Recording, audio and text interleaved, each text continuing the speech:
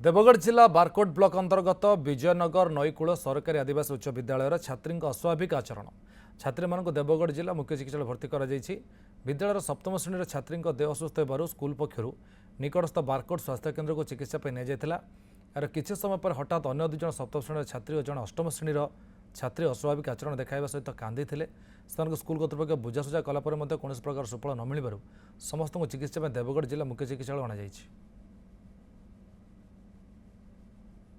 जिते पिलापाई मध्याह्न भोजन घंटी बाजिला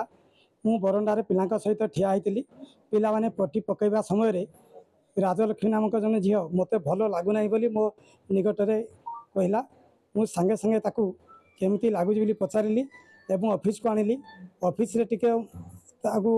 असुस्थ अनुभव करी मु आम्बुलांस को डकई ताकू बारकोट मेडिकल को नहीं गली आउ 3टी छुआ मध्य तांकर असुस्थता अनुभव कर रिपोर्ट अच्छी।